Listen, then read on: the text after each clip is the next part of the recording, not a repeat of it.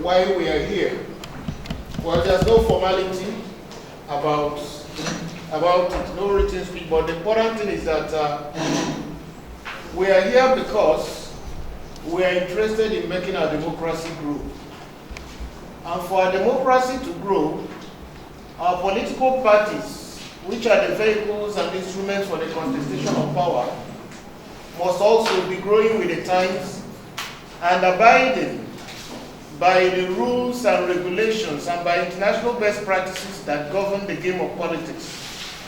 And what do I mean by that? We have a situation in Nigeria where our national population census talks about almost 49:51 in terms of the division between men and women. And as such, the expectation is that participation in politics should also, especially those that are standing for elections or those that hold appointive offices or even those that hold elective offices in political parties, should reflect this divide. It shouldn't just be for the female alone, neither should it be for the male alone. But what we have currently doesn't seem to be encouraging.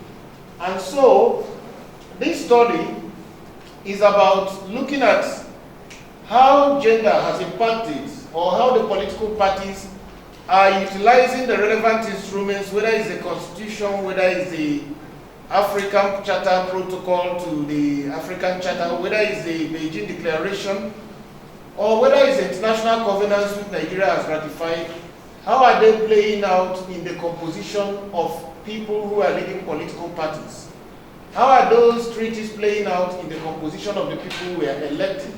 So we didn't need to sit down and conclude that, well, something is wrong here, A or B. We are embarking on an empirical study which will get the facts and figures so that if we are saying that something is wrong here, we have the figures and facts to back it up. And what we have done so far is to try and do some sampling. We selected 5 or 6 political parties. We took the ruling party, the APC. We took the PDP. We took the Labour Party. We penciled down the Abuja.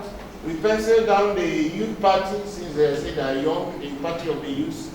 We also randomly selected the SDP to look at how in their constitutions and how in their practice they are trying to reflect being engendered and also trying to reflect the affirmative action principles.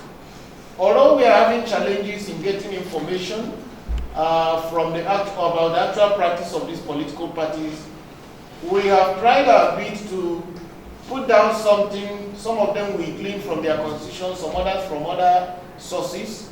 And the whole idea is to present this information and this study, the thing we've done, before everybody, particularly those that are concerned, so that they look at it and correct us where we made a mistake, give us some more information where we have understated the achievements and performance, or where we have said something that they don't want to be there, and they give us the empirical reason why it should be removed.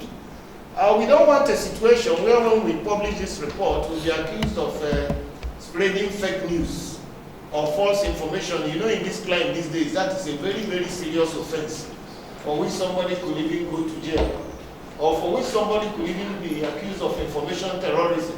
So it is important that those we are writing or reporting about confirm that what we are saying is true, that we are not lying against them, that we have not exaggerated anything, or under-reported what they have achieved. So it is in that spirit that we are here today to make a formal presentation. You don't have that document here with you, it's on the way coming, but we have the soft copy. In the next 30-40 minutes, everybody will get a copy. So ladies and gentlemen, on behalf of the Center for Social Justice and our partners in the Friedrich Stiftung, I want to formally welcome you to this validation meeting and wish all of you very fruitful deliberations. Thank you. Right. Next.